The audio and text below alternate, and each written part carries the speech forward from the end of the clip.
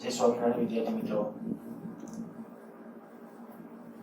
ચેપ્ટરના last topic તરફ છેલ્લે ચર્ચા કરેલી હતી અન્યોન્ય પ્રેરણ અને આત્મ પ્રેરણ. ઇન્ડક્ટરમાં સંગ્રહિત ઉર્જા. શરૂ કરીએ પહેલા આપણને હવે જે ખ્યાલ છે ઇન્ડક્ટર એટલે શું, તો મેં તમને ત્યારે સાદો અર્થ આપ્યો હતો કે ઇન્ડક્ટર એટલે પરિપથનો જે ઘટક આત્મ પ્રેરકત્વ ધરાવતો હોય તેને ઇન્ડક્ટર કહેવાય. આ ઇન્ડક્ટરની સંજ્ઞા આકૃતિ એ ખાલી આટલી છે. મેં અત્યારે આવા ઇન્ડક્ટરને એક બેટરી સાથે જોડેલું છે. તો ખાસ સમજીએ, મેં એક સ્ટેટમેન્ટ પણ ત્યારે લખાવેલું હતું કે ઇન્ડક્ટર શું કરે છે. તો કે ઇન્ડક્ટર પ્રવાહનો વિરોધ કરે કે પ્રવાહના ફેરફારનો. તો આપણે કીધું હતું એક સ્ટેટમેન્ટ કે અવરોધ એ પ્રવાહનો વિરોધ કરે, જ્યારે ઇન્ડક્ટર એ પ્રવાહના ફેરફારનો વિરોધ કરે. તો શું થાય, જ્યારે આપણે કળ ઓન કરીએ, માની લો કે એક કળ રાખેલી છે, કળ જ્યારે ઓન કરશું ત્યારે શું થશે, તો કે એકાએક પ્રવાહ 0 માંથી કંઈક વધવા ટ્રાય થશે, સર્કિટ પૂરી થઈ. કળ ચાલુ કરશો એટલે કળ ચાલુ મીન્સ કે આમ ક્લોઝ કરી કહેવાય. કળ જ્યારે દાબવામાં આવે છે ત્યારે એકાએક પ્રવાહ વહેવાની ટ્રાય થશે, પણ એકાએક થતી આ ઘટનાનો ઇન્ડક્ટર વિરોધ કરશે અને એકાએક પ્રવાહને વધવા નહીં દે, ત્યારે બેક EMF જનરેટ કરશે. આપણે ભણી ગયા છે. આ જ રીતે માની લો કે મહત્તમ સ્થાયી સ્થિતિમાં પ્રવાહ આવી ગયો, પછી ઇન્ડક્ટરનો કોઈ રોલ ન હોય. ડીસી પરિપથોની અંદર જ્યારે આપણે કે ઇન્ડક્ટર ડીસી એટલે એટલા માટે હું બોલું છું, ડીસી પરિપથ હોય અને પાછો એમાં સ્થાયી પ્રવાહ હોય ત્યારે, બાકી કળ ચાલુ બંધ કરતા હોય તો ઇન્ડક્ટરનો સારો એવો રોલ છે. અને હા, આદર્શ ઇન્ડક્ટર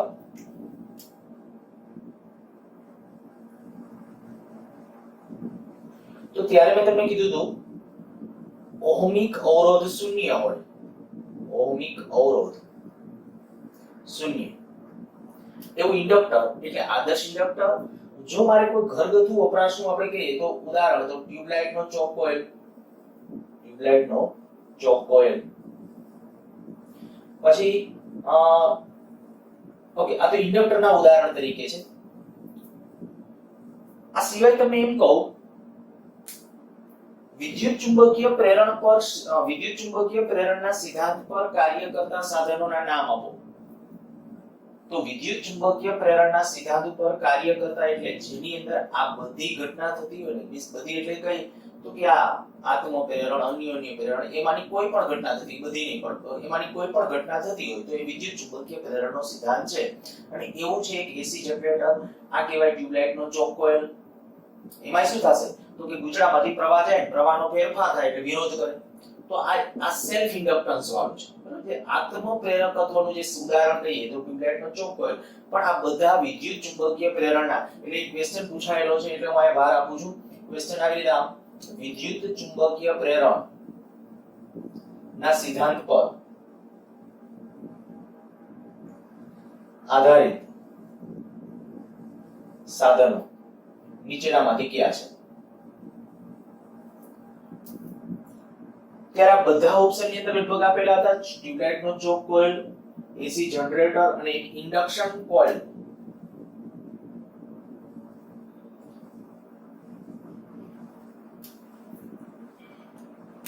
ખૂબ ઊંચા મૂલ્યનો તૂટક જ્યારે તમારે ઊંચા મૂલ્યનો વોલ્ટેજ મેળવવો હોય ત્યારે ઇન્ડક્શન કોઇલ વપરાય. આપણે કોર્સમાં નથી એટલે એનું ડિસ્કશન નહીં કરીએ, પણ ટ્યુબલાઇટની અંદર ટીવીની અંદર, ટીવીમાં જે આપણે પેલી ડબ્બા ટીવી એલઈડી કે એલસીડી કે નહીં, જે જૂનવાણી આપણે જે ટીવી જે સીઆરટી ટ્યુબ વાળી ટીવી, એમાં જે સીઆરટી ટ્યુબ હોય ને એને સ્ટાર્ટ થવા માટે 17 થી 18000 વોલ્ટની જરૂર પડે. આપણા ઘરની અંદર વોલ્ટેજ આવે 230, તો એ 17 થી 18000 વોલ્ટેજ જે કોઈ કરી આપે તો એની અંદર આ છે ઇન્ડક્શન કોઇલ.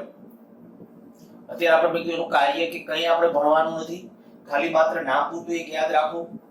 વિદ્યુત ચુંબકીય પ્રેરણના સિદ્ધાંત ઉપર કાર્ય કરતા 3 સાધનો મેં તમને કહી દીધા છે: ઇન્ડક્શન કોઇલ, ટ્યુબલાઇટનો ચોક કોઇલ, પછી એસી જનરેટર અથવા ડાયનેમો. એસી જનરેટર કે ડાયનેમો ગમે એ લખી શકો, બે ન લખવા. હવે ચર્ચાનો આપણો વિષય છે યા કે એસી જનરેટર કે ડાયનેમો કેવી રીતે વર્ક કરે છે એ.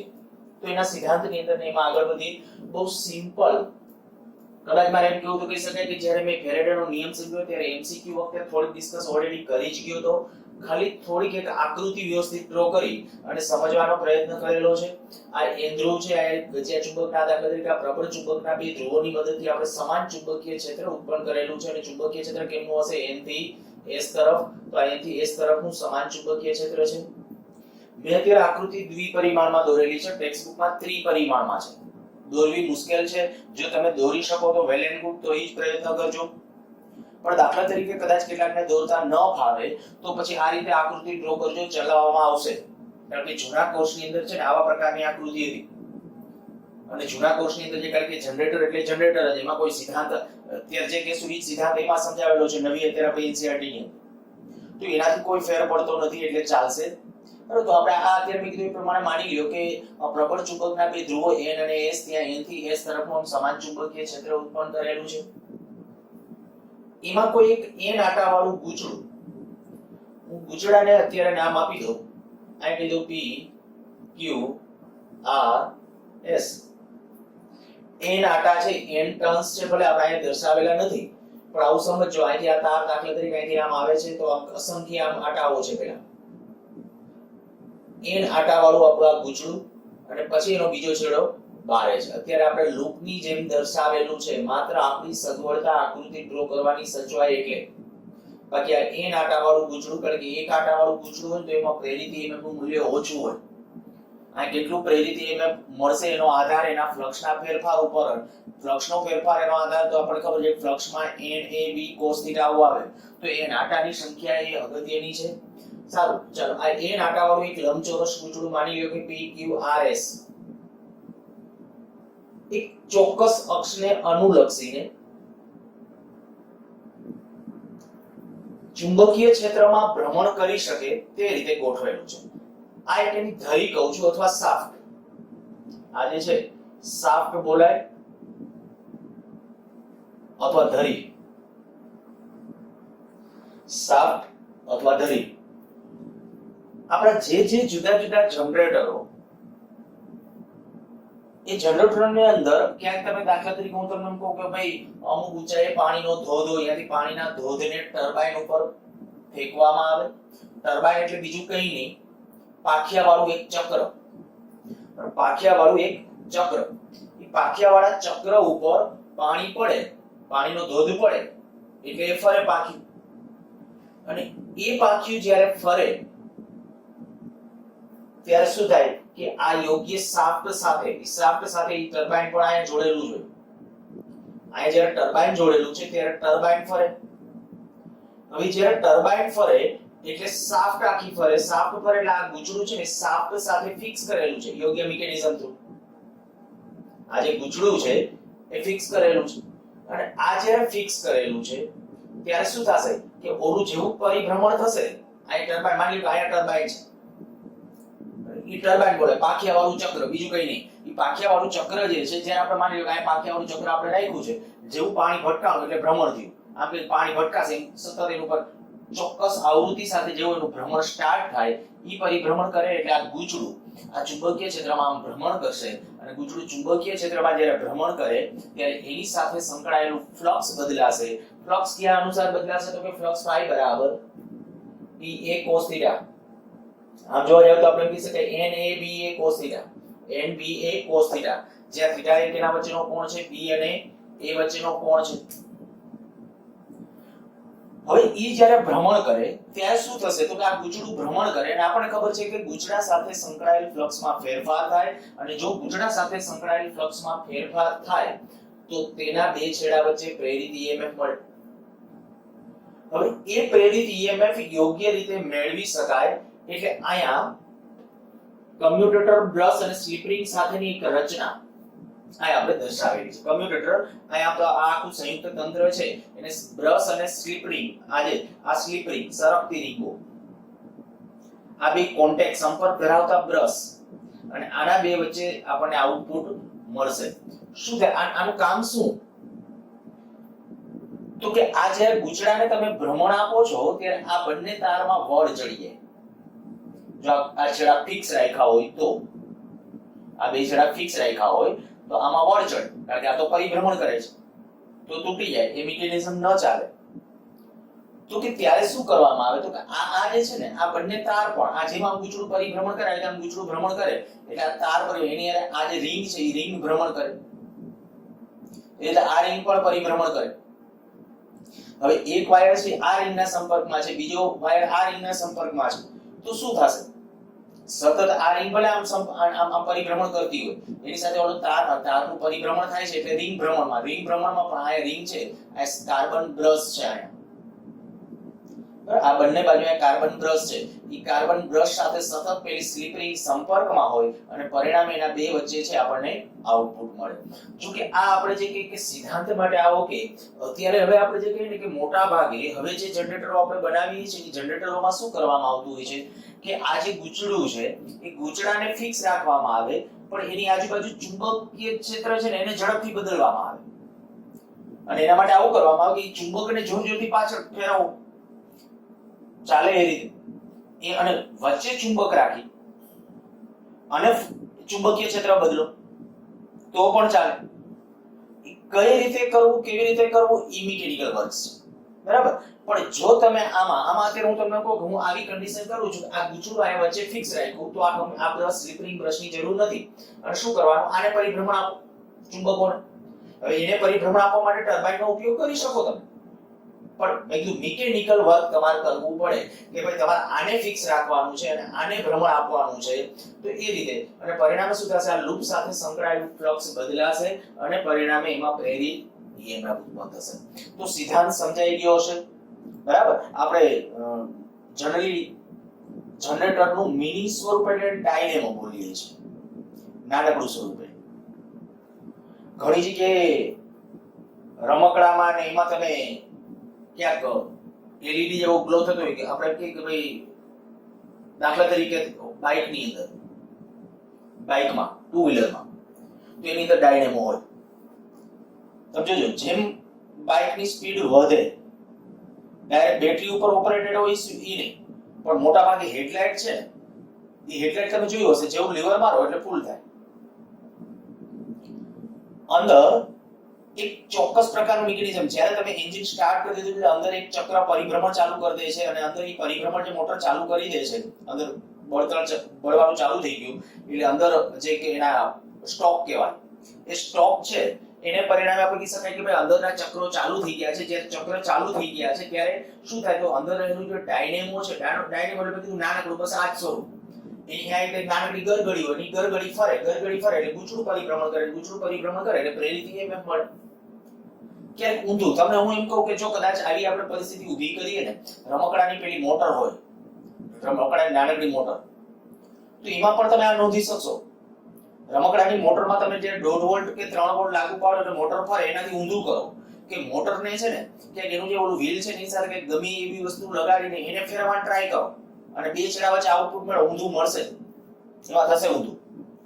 શું કહું છું, રમકડાની જે આપણી મોટર છે, મોટરમાં જે પેલું વ્હીલ પાવર આપોની જે ફરતી હોય, બરાબર, નાની જે શાફ્ટ ફરતી હોય, હવે તમે એવું કરો ગમે ક્યાંક સાયકલ સાથે જોડો કે કોઈ વ્હીલ સાથે જોડો અને એનું પરિભ્રમણ થાય એટલે એ પરિભ્રમણ કરે ને, જો એ પરિભ્રમણ તો ઓના બે છેડા વચ્ચે તમને આઉટપુટ મળશે. બસ જનરેટર થઈ ગયું.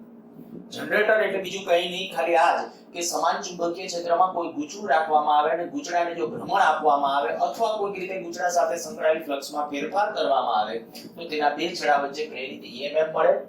આ સિદ્ધાંત થઈ ગયો, એનો રચના થઈ ગઈ, બરાબર. અને જો હા, તમને આકૃતિ માટે મેં પહેલા કહી દીધું કે પેલી 3D વાળી આકૃતિ ન ફાવે તો જ આ આકૃતિ ડ્રો કરજો. ચલાવવામાં આવતું હોય છે અને અમે ગયા વખતે આ પેપર ચેકિંગ વખતે તમને એમ કહું કે ભાઈ એવી રીતે ક્યાંક જૂના કોર્સમાંથી એટલે કે જૂની ટેક્સ્ટબુકની આકૃતિ કેવી રીતે ડ્રો કરેલું હોય તો માર્ક્સ આપતા હતા, પણ છતાંય પહેલી પ્રાથમિકતા છે તમારે કઈ આપવાની, અત્યારે NCERT માં આપેલી છે તે. ઓકે,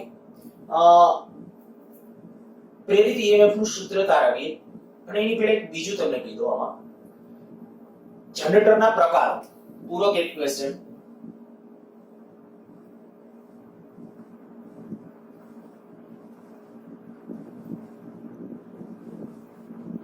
જનરેટરના પ્રકારો. જ્યારે આપણે અહીં કહીએ કે આ જે શાફ્ટ છે એ શાફ્ટને જ્યારે ફેરવવામાં આવે કઈ રીતે, દાખલા તરીકે પાણીના ધોધ વડે ફેરવવામાં આવે, પાણીના ધોધ વડે ટર્બાઇન ફરે, આ ગુચડું ફરે અને પરિણામે ઇલેક્ટ્રિસિટી ઉત્પન્ન થાય ને તો એને હાઇડ્રો ઇલેક્ટ્રિક જનરેટર. હાઇડ્રો એટલે થાય liquid, hydro electric generator. Hydro એટલે લિક્વિડ પણ પાણીનો ધોધ, બરાબર, કોઈ અને ધોધ ચોક્કસ દરથી પાડવો પડે. ઘણીવાર ધોધ વધારે સ્પીડથી પડે, ઘણીવાર ઓછો પડે તો આની ફ્રીક્વન્સી અને ફ્રીક્વન્સી મેચ ન થાય તો એકેય સાધનો આપણે વ્યવસ્થિત ચલાવી ન શકાય. આપણી ઇન્ડિયન ફ્રીક્વન્સી અહીંયાથી હું તમને કહું તો એમ કહેવાય કે 50 હર્ટ્ઝ. ખરેખર અહીંયા આપણે ઘરમાં આપણા ઘરની અંદર જે એસી વોલ્ટેજ આવે છે એ એસી વોલ્ટેજ એની આવૃત્તિ 50 હર્ટ્ઝ હોય તો એનો ઇનડાયરેક્ટલી અર્થ એવો થઈ ગયો કે અહીંયા જે આ જનરેટરની અંદર આ જે ગુચડું છે ને એ 50 હર્ટ્ઝ થી ભ્રમણ કરતું હશે, એક સેકન્ડમાં 50 પરિભ્રમણો કરતું હશે, એટલી સ્પીડે ફેરવવામાં આવે. એટલે પરિણામે આપણે ચોક્કસ રીતે ધોધને બધું એટલે જ યોગ્ય ઊંચાઈથી પડતો હોય એવું ગોઠવવામાં આવે અને એટલી ફ્રીક્વન્સીથી ટર્બાઇન ફરવું જોઈએ અને ફરે તો અને તો જ આપણે એટલી આવૃત્તિ વાળું ઈએમએફ અહીંયા પ્રેરિત થશે. બીજું વરાળ કે પાણીની ટૂંકમાં આપણે કહીએ વરાળ કોઈક રીતે કોલસો, નેફથા એના દહન કરી પાણીની વરાળ બનાવવામાં આવે અને ઊંચા દબાણવાળી વરાળને ટર્બાઇનના પાંખિયા ઉપર ફેંકવામાં આવે ત્યારે પણ ઇલેક્ટ્રિસિટી ઉત્પન્ન થાય, પણ એને કહેવાય થર્મલ જનરેટર. હું ફરીથી બોલું છું, શું કીધું? ટર્બાઇનને કઈ રીતે ફેરવો છો ને એના આધારે જનરેટરના પ્રકાર છે. પહેલું મેં એક નામ આપ્યું તો હાઇડ્રો ઇલેક્ટ્રિક જનરેટર, બીજું જે તમને કહું છું થર્મલ જનરેટર. આ થર્મલ જનરેટર શું છે તો કે સીધું આટલું પાણીની વરાળ બનાવવી. શેના વડે? કોલસા કે બીજી કોઈ પણ કોલસા છે, નેફથા છે કે બીજા કોઈ પણ એની મદદથી જ્યારે પાણીની વરાળ બનાવવામાં આવે અને ટર્બાઇન ચલાવવામાં આવે અને ઇલેક્ટ્રિસિટી ઉત્પન્ન થાય તો એને કહેવાય થર્મલ જનરેટર. પણ અત્યારે જે ઝડપથી પ્રચલિત થઈ રહેલો કોન્સેપ્ટ ન્યુક્લિયર જનરેટર.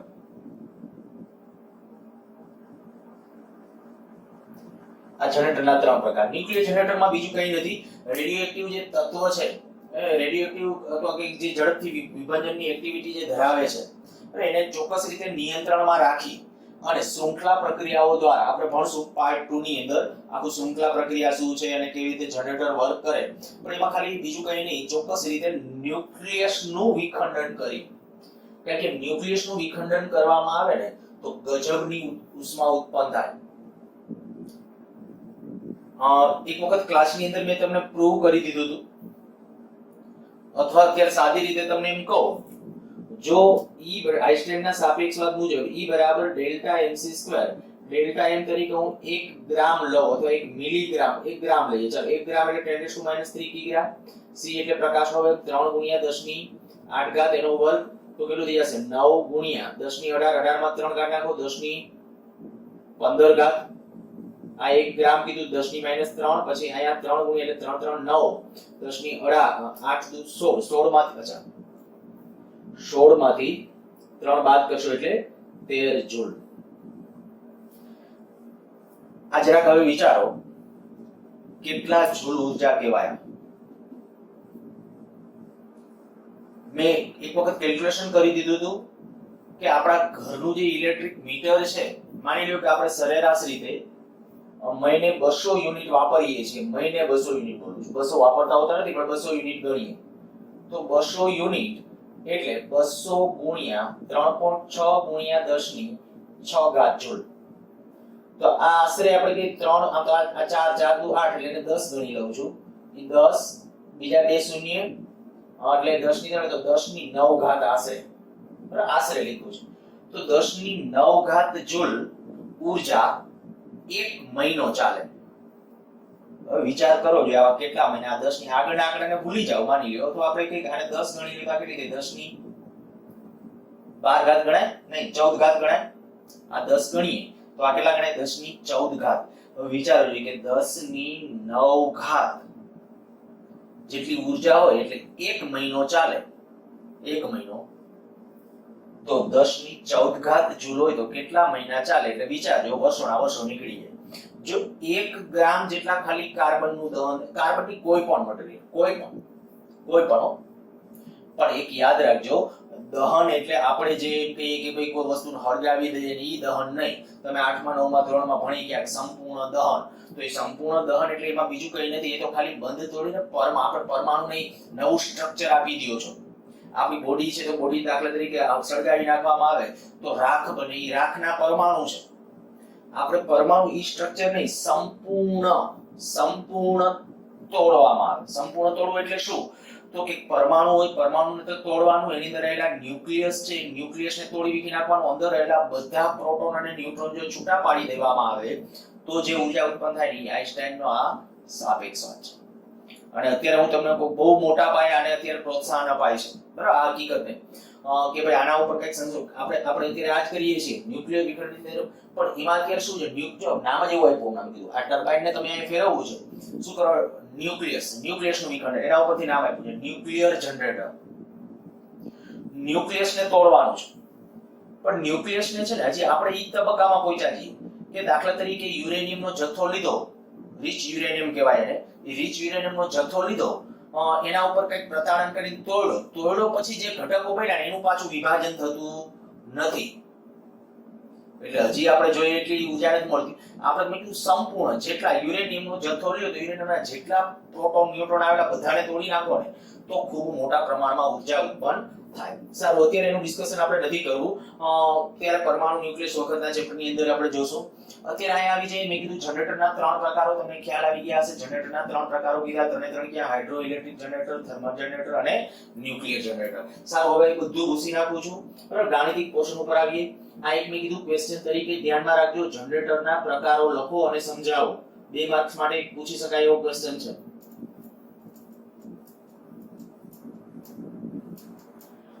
અચ્છા, ચાલો અહીંયા આપણે કહીએ કે જનરેટરમાં પ્રેરિત EMF નું સૂત્ર તારો. તો આપણે કહીએ કે આ જ્યારે જનરેટર જો ઓમેગા જેટલી, જનરેટર મીન્સ કે ગૂંચળું ઓમેગા જેટલી કોણીય ઝડપથી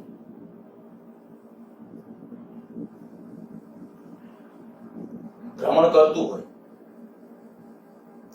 તો t સમયે ગૂંચળા સાથે સંકળાયેલ ફ્લક્સનું સૂત્ર શું? તો કે ફ્લક્સ phi બરાબર NBA cos theta. આ NBA cos omega t. આ ફ્લક્સ લખ્યું છે મેં, થીટા ને બદલે ઓમેગા t. કારણ શું? તો કે કોણીય ઝડપ બરાબર કોણીય સ્થાનાંતર છેદમાં સમય, તો થીટા બરાબર ઓમેગા t. પણ આ એક ધ્યાન રાખજો કે મેં પ્રારંભમાં આ ધારેલું છે અહીંયા કે અહીં પ્રારંભમાં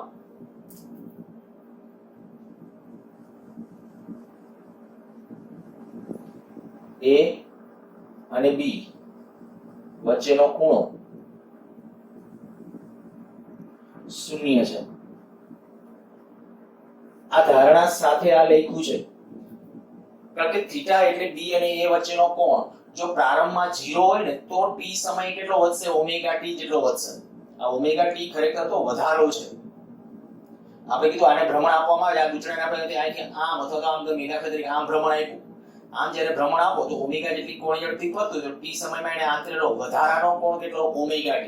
ઈ વધારાનો કોણ છે, ધ્યાન રાખજો, પહેલેથી જ 90 ના કોણે હોય કે અહીંયા અત્યારે કેટલો કોણ છે? તો 90. અત્યારે 90 છે B અને A વચ્ચે.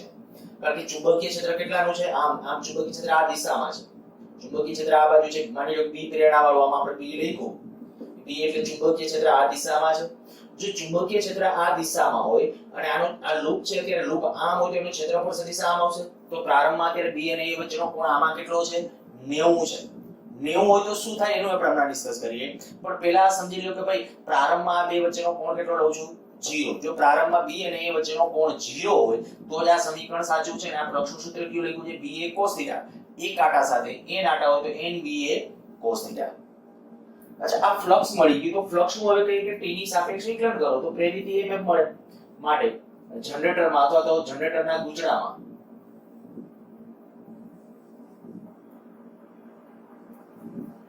પ્રેરિત EMF ફેરેડેના નિયમ પ્રમાણે શું કહેશો? v બરાબર d∅dt. એપ્સિલોન લખો તોય ચાલશે. એપ્સિલોન બરાબર -d∅dt. આ માઈનસ d/dt અને ફ્લક્સ આપણું છે nba cos omega t. nb છે આયા nba cos omega t. n એટલે આકારની સંખ્યા અચળ, બારે લઈ લ્યો. b ચુંબકીય ક્ષેત્ર, a અચળ. cos નું વિકલન થશે માઈનસ સાઇન એટલે માઈનસ માઈનસ પ્લસ કરી નાખું છું sin ઓમેગા t. ખરેખર cos નું માઈનસ સાઇન થયું, આ માઈનસ અને ઓલું માઈનસ જે આવશે એ પ્લસ અને પાછું અહીંયા ઓમેગા t નું થઈ જશે, એ શું થઈ જશે? ઓમેગા. તો આપણા પાસે પ્રેરિત EMF નું સૂત્ર આવ્યું v બરાબર na b omega sin omega t. પરંતુ sin નું મહત્તમ મૂલ્ય એક હોય માટે મહત્તમ વોલ્ટેજ nba ઓમેગા આ મહત્તમ પ્રેરિત EMF આ થઈ ગયું આપણું જનરેટરમાં મહત્તમ પ્રેરિત EMF. અને સારો એક ક્વેશ્ચન તમને ખાલી સીધું આમ કહેવામાં આવે છે કે AC જનરેટરમાં પ્રેરિત EMF નું સૂત્ર તારવો. બરાબર? તો AC જનરેટરમાં પ્રેરિત EMF નું સૂત્ર જો આકૃતિ દોરવી હોય તો ઝડપથી ડ્રો કરવી ત્યારે, કારણ કે આપણે સ્પષ્ટ લખશે નહીતર કે AC જનરેટરનો સિદ્ધાંત સમજાવી, તેની રચના સમજાવો અને પ્રેરિત EMF નું સૂત્ર તારવો. તો આખું આપણે આ રીતે મેળવવાનું છે. પણ ખાલી એમ કે ભાઈ પ્રેરિત EMF નું સૂત્ર તારવો તો પછી આકૃતિ ડ્રો કરવી જરૂરી નથી. તો સીધું આ જ રીતે સીધું આટલું આવી અહીં સુધીનું લખી શકશો. હવે આટલા શબ્દો બધા યાદ રાખજો કે પ્રેરિત EMF એનો આધાર કઈ કઈ બાબતો ઉપર છે. તો પ્રેરિત EMF નો આધાર કેના ઉપર? n આટાની સંખ્યા, b ચુંબકીય ક્ષેત્ર, a ક્ષેત્રફળ. ક્ષેત્રફળ કેટલું છે? ઓમેગા એટલે કોણીય ઝડપ. કેટલી કોણીય ઝડપથી ફરે? જો મહત્તમ પ્રેરિત EMF નો આધાર પણ ઓમેગા ઉપર છે, ધ્યાન રાખજો. મહત્તમ કેટલું EMF પ્રેરિત થશે એનો આધાર પણ ઓમેગા ઉપર છે. વળી પાછું આ તો સમય સાથે બદલાય જ છે. મહત્તમ પ્રેરિત EMF સમય સાથે ન બદલાય. આ મહત્તમ પ્રેરિત EMF એ સમય સાથે ન બદલાય. બદલાશે શું બદલાશે? EMF જે પ્રેરિત EMF આના બે છેડા વચ્ચે આપણને જે મળશે પ્રેરિત EMF એ બદલાશે. બરાબર? હવે આના બે વચ્ચે કેવી રીતે મળશે એનું ડિસ્કશન હું થોડું કરી દઉં છું. આયા ટેક્સ્ટ બુક ની અંદર નથી આપ્યું એટલે તમારે આમ લખવાની કે એની કોઈ જરૂરિયાત પણ છતાંય ફીલ કરશો તો જ સાચી ખબર પડશે ખરેખર આપણે AC આના બે વચ્ચે મળે કેવી રીતે મળે. આયા આપણે પ્રેરિત EMF મળી ગયું તો પ્રેરિત EMF એટલે શું? આયા વોલ્ટેજ કેવી રીતે બદલાતા હશે? જો તમને એ ખબર પડી ગઈ કે વોલ્ટેજ છે આ સમય સાથે સાઇન વિધેય અનુસાર બદલાય છે તો સાઇન વિધેયનો આલેખ કેવો મળે એ આપણે જાણીએ છીએ. સાઇન વિધેય છે કે આ રીતે આમ હોય. અહીંયા આપણે કહીએ કે અહીંયા શૂન્ય સમય, અહીંયા આપણે કહીશું આવર્તકાળ જેટલો સમય, તો આ કેટલો થશે t/2, અહીંયા કેટલો થશે t/4, અહીંયા કેટલો થશે 3t/4. આ સાઇન વિધેય અનુસાર થી. હવે હું તમને આમ કહું, આ ટેક્સ્ટમાં એક બીજી આકૃતિ ડ્રો કરીને જે એક સમજાવેલું છે તમે જોઈ શકશો. એ આકૃતિ હું તમને કહેતો નથી કે આવી આકૃતિ ડ્રો કરવાની ટ્રાય કરવી, જરૂર જ નહીં પડે એ આકૃતિની કે. પણ ટેક્સ્ટ બુકમાં આપી છે ને આવો આલેખ અહીંયા બાજુમાં આવ્યો છે નીચે. શું કર્યું છે? ગૂંચળું જુદી જુદી સ્થિતિની અંદર. દાખલા તરીકે પહેલા માની લ્યો કે ચુંબકીય ક્ષેત્ર આમ છે અને ગૂંચળું ચુંબકીય ક્ષેત્રમાં લંબ છે. સમજો પહેલા ચુંબકીય ક્ષેત્ર આમ છે અને ગૂંચળું આવી રીતે આમ છે. તો b અને a વચ્ચેનો ખૂણો કેટલાનો? 0. એટલે લખ્યું છે કે કોણ 0. b અને a વચ્ચેનો ખૂણો 0. તો ફ્લક્સ કેવું હશે? મહત્તમ. ફ્લક્સ મહત્તમ હશે પણ ત્યારે પ્રેરિત EMF કેવું હશે? 0. ફ્લક્સ મહત્તમ એટલે ધ્યાન રાખજો આ વિધેય હશે, કોષ વિધેય હશે. આ ફ્લક્સ નું વિધેય. ફ્લક્સ મહત્તમ હશે ત્યારે પ્રેરિત EMF કેટલું? 0. હવે હું એમ કહું આ ગૂંચળું છે ને આમ આખું એક પરિભ્રમણ આપી દઉં ત્યારે એના માટેનો જે સમય એને શું કહેવાય? આવર્તકાળ. તો એ આવર્તકાળ જેટલા સમયમાં કેમ થશે વિચારો. આમ હતું લૂપ, એ લૂપ અહીંથી આમ આવે શું થયું? ફ્લક્સ કેટલું થયું? 0 માંથી કઈ ફેરફાર થયો? જો ચુંબકીય ક્ષેત્ર માટે આપણે વિચારતા હોઈએ આમ હતું ત્યારે ફ્લક્સ મહત્તમ હતું. ફ્લક્સ મહત્તમ હતું. હવે જેવું અહીંથી આમ થયું ફ્લક્સ ઘટ્યું. તો આપણને ખબર છે કે આ ગૂંચળા સાથે સંકળાયેલ ફ્લક્સ ઘટે તો લેન્ઝના નિયમ અનુસાર એ ઘટવાનો વિરોધ થાય ને એવી રીતે પ્રેરિત EMF મળે. ચુંબકીય ફ્લક્સ ઘટવાનો વિરોધ થાય એવી રીતે પ્રેરિત EMF મળે એટલે આમાં પ્રેરિત EMF મળશે. હવે વિચારો કે ચુંબકીય ક્ષેત્ર અત્યારે આ કન્ડિશન ચાલો અત્યારે આમ જ વિચારી લઈએ આપણે. ચુંબકીય ક્ષેત્ર આમ છે એટલે ચુંબકીય ક્ષેત્ર આમ હતું. હવે આ દિશામાં હતું અને હું આમ લઈ જાઉં તો આ દિશાનું ચુંબકીય ક્ષેત્ર ઘટવાનું ટ્રાય, તો ઘટવા ન દેવું હોય તો ઈ બાજુ ઉત્પન્ન કરવું પડે. એનો અર્થ કે પ્રવાહ આમ વહે, આ રીતે આમ રૂપમાં પ્રવાહ પ્રેરિત થશે. એટલે આયા અત્યારે આમ કેવું આમ કહી શકાય આ કન્ડિશનમાં, એટલે આયા તો ચુંબકીય ક્ષેત્રની જો કે અલગ પરિસ્થિતિ છે, મેં આયા લીધું થી આમ લીધું છે બરાબર, એ પ્રમાણે વિચાર. પણ જે આમ આગળ જાવ અહીંથી આમ થી નામ આવ્યા. હવે જોજો આયા હતા આ કન્ડિશનમાં બરાબર, આ રીતે આમ હતા, ત્યાંથી આમ ફ્લક્સ ઘટ્યું, આ ફ્લક્સ ઘટ્યું, ફ્લક્સ ઘટી 0, ત્યારે પ્રવાહ એક બાજુ ગયો, પાછું આમ થશે એટલે હવે ફ્લક્સ વધશે. તો લૂપ સાથે આ બાજુ ફ્લક્સ વધશે, તો ફ્લક્સ વધવા ન દેવું હોય તો એની વિરુદ્ધ દિશામાં પ્રેરિત, તો પ્રવાહ હવે વિરુદ્ધ દિશામાં હશે. એનો અર્થ એવો થાય કે આના બે છેડા વચ્ચે સતત એક થોડીક વાર આ ધન હશે, થોડીક વાર આ છેડો ધન હશે. શું કામ એવું થાય છે ઈ ફીલ કરજો, ટેક્સ્ટ બુકમાં નથી આપ્યું પણ તમે સમજજો કે આમાં ખરેખર થોડી વાર પ્રવાહ છે અહીંથી આવી રીતે આમ જાણે કે વહેતો હશે, ઇલેક્ટ્રોનને આમ ધક્કો લાગતો હશે, તો થોડી વાર ઇલેક્ટ્રોનને આમ ધક્કો લાગતો હશે. શું કામ ઇલેક્ટ્રોનને ધક્કો લાગે છે, કેમ છે, તો એ બધું આપણે કે ચુંબકીય ક્ષેત્રમાં રહેલા ગુચડા પર લાગતા ટોર્કનું સૂત્ર યાદ કરો એટલે બધું વસ્તુ યાદ આવશે. પણ આયા એ થયું કે ભાઈ આ જે લૂપ છે એટલે આ પ્રવાહધારી તારને આપણે કે ચુંબકીય ક્ષેત્રમાં મૂકેલો તો એના ઉપર બળ લાગે અને આ આખું લૂપ છે એટલે ટોર્ક લાગશે, ટોર્ક લાગે એટલે કોણાવર્તન થાય. આયા આપણે શું કરીએ છીએ, કોણાવર્તન કરાવડાવીએ છીએ ચુંબકીય ક્ષેત્રની અંદર એટલે પ્રેરિત EMF મળશે. તો લેન્ઝના નિયમ અનુસાર આપણને પ્રેરિત EMF નું મૂલ્ય મળશે અને એ કયા વિધેય અનુસાર છે, સાઇન વિધેય અનુસાર. અહીં સમય સાથે આવર્ત રીતે વોલ્ટેજ બદલાય છે, પરિણામે આવા વોલ્ટેજને એસી વોલ્ટેજ કહે છે. એસી વોલ્ટેજ એટલે શું,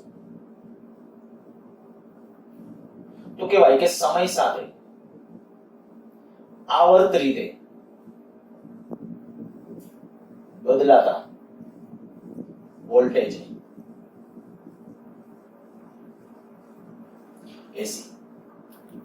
અને આપણે જનરલી જેને એસી ની કેલ્ક્યુલેશનમાં ગણતરીમાં લઈએ છીએ ને, એટલે આ જે છે તો ધન ઋણ બંને બાજુ જે કે ઉપર નીચે એવી રીતે બંને બાજુ જો એવી રીતે પ્રેરિત EMF મળતું હશે તો એને આપણે શું કહીશું, એસી. તો એ થઈ ગયું આપણું એસી. આવી જ રીતે જો માની લ્યો કે અહીંયા જે ગૂંચળું છે પ્રારંભમાં આ રીતે આમ છે, ચુંબકીય ક્ષેત્રની અંદર લંબ રૂપે છે. જો ગૂંચળું લંબ રૂપે છે પ્રારંભમાં, તો પ્રેરિત EMF નું મૂલ્ય પ્રારંભથી શરૂ કરો એટલે ફ્લક્સ કેવી રીતે સંકળાશે એનું ડિસ્કશન કરો.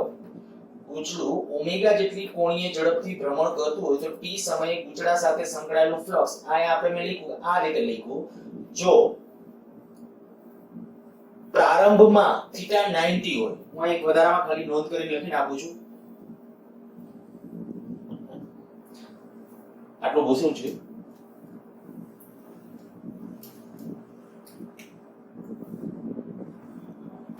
જો પ્રારંભમાં ગૂંચળું ચુંબકીય ક્ષેત્રમાં લંબ રૂપે હોય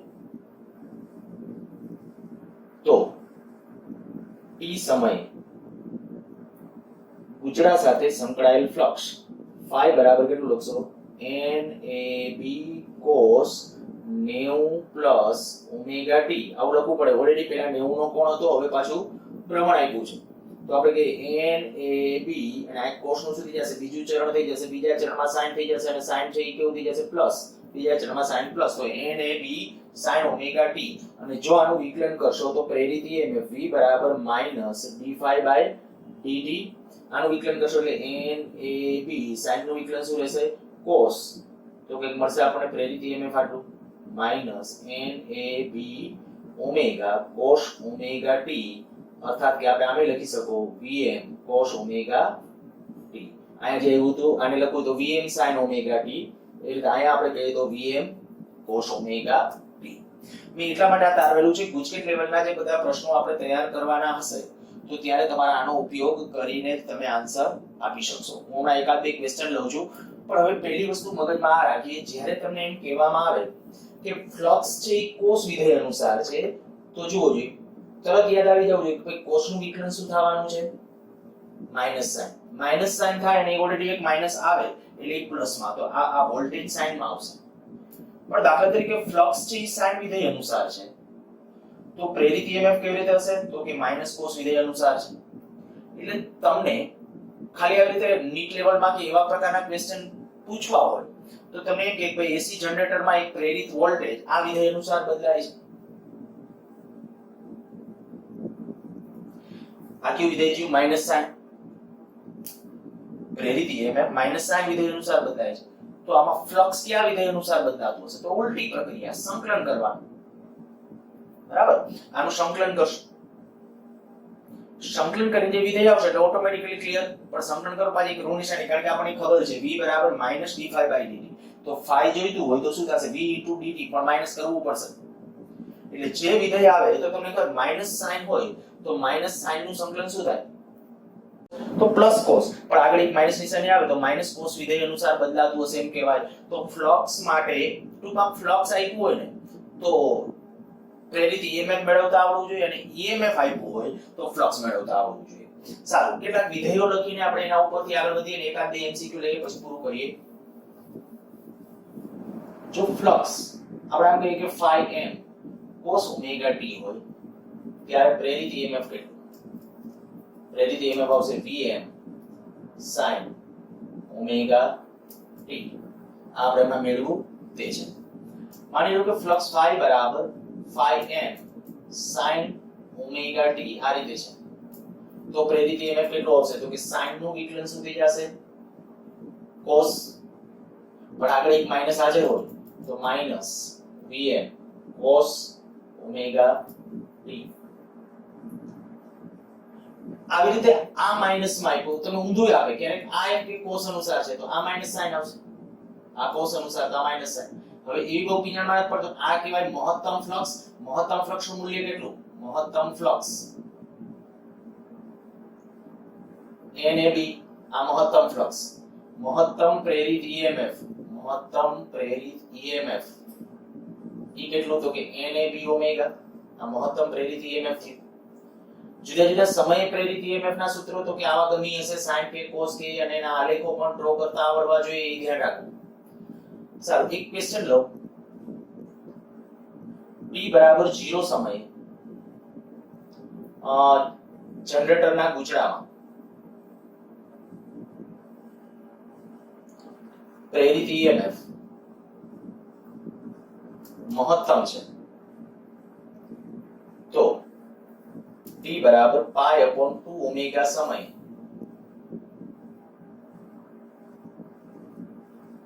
પ્રેરિત EMF કેટલું? t બરાબર 0 સમયે પ્રેરિત EMF કેવું કીધું છે? મહત્તમ. તો ફટાફટ આપણને ખબર પડી કે જો 0 સમયે જનરેટરમાં પ્રેરિત EMF છે એનું મૂલ્ય મહત્તમ હોય તો મહત્તમ એટલે કયા વિધેય અનુસાર હશે? v બરાબર Vm sin કે cos. જો હું આમ લખું v બરાબર Vm cos omega t, voltage નું સમીકરણ આ લખ્યું છે v બરાબર Vm cos ઓમેગા t. ખબર આ કે શૂન્ય મૂકો, આયા હું શૂન્ય મૂકું cos 0 ની કિંમત 1 થાય.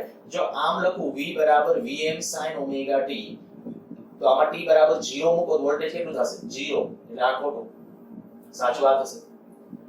હવે વોલ્ટેજ આવી જાય તો વિધેય ખબર પડી ગયું છે તો એના ઉપર તે કે v બરાબર આયા Vm cos ઓમેગા નું મૂલ્ય એમ નમ જ t ને બદલે pi/2 omega, omega omega cancel out, cos pi/2 એટલે 0. તો આપણે કહી શકાય આટલા સમયની અંદર પ્રેરિત કેટલું હશે? આટલું. આ રીતે આમ કે કદાચ એક ક્વેશ્ચન આવો લઈ લો. t બરાબર 0 સમયે જનરેટર ના ગૂંચળા સાથે સંકળાયેલ ફ્લક્સ 0 છે તો t બરાબર pi/ઓમેગા સમય પ્રેરિત EMF કેટલું? રકમ બરાબર સમજો શું લખ્યું છે? t બરાબર 0 સમયે જનરેટરના ગૂંચળા સાથે ફ્લક્સ 0 છે તો ફ્લક્સ 0 મૂકતા પહેલા ફ્લક્સ 0 થાય તો કયું વિધેય હશે? ફ્લક્સ સાઇન વિધેય અનુસાર હશે. ફ્લક્સ phi બરાબર કયા વિધેય અનુસાર હોવું જોઈએ? સાઇન. કારણ કે આ ફ્લક્સ જો સાઇન વિધેય અનુસાર હોય તો એમાં t બરાબર 0 મૂકો 0 આવશે. તો ફ્લક્સ સાઇન વિધેય અનુસાર, ફ્લક્સ સાઇન વિધેય અનુસાર હોય તો પ્રેરિત EMF વોલ્ટેજ કેટલું આવશે? પ્રેરિત EMF આનું સાઇન નું વિકલન cos. તો આપણે કહી શકાય કે -Vm cos ઓમેગા t એક આવું થશે. હવે જો આ -Vm cos ઓમેગા t છે તો આમાં t બરાબર મૂકી દો કિંમત. આ -Vm cos ઓમેગા, ઓમેગા અહીંયા pi/ઓમેગા, omega omega cancel, cos pi ની કિંમત પાછી કેટલી થશે? 1 -1 cos π ની કિંમત -1 તો વોલ્ટેજ આવી જશે કેટલા +1. તો આ રીતે આવા પ્રશ્નો છે બધા ગુજકેટ માટે એના માટે ધ્યાન રાખવાના. અને જનરેટરમાં કેવી રીતે બે છેડા વચ્ચે પ્રેરિત EMF મળે છે તો હવે તમને અંદાજ આવી જવો જોઈએ કે વારાફરતી એક છેડો પ્લસ હોય બીજો છેડો માઈનસ. આપણે હમણાં ઓલા જે બ્રશ કીધા હતા B1 અને B2 તો એના વચ્ચે કારણ કે થોડીવાર આ છેડો પ્લસ હોય થોડીવાર આ છેડો પ્લસ હોય. કેટલી આવૃત્તિ સાથે તો કે આવૃત્તિ આપણા ઘરની અંદર જે AC વોલ્ટેજ છે એની આવૃત્તિ કેટલી છે 50 હર્ટ્ઝ. જુદા જુદા કદાચ જુદી જુદી ફ્રીક્વન્સી વાળા બનાવવા હોય તો બનાવી શકાય પણ આપણા ઘરના ઉપકરણો બધા જે ચાલે 50 હર્ટ્ઝ આવૃત્તિ ઉપર જ હોય. સારું તો આ વાત થઈ ગઈ આપણી AC જનરેટરની. વધારે આવતા રહેજો.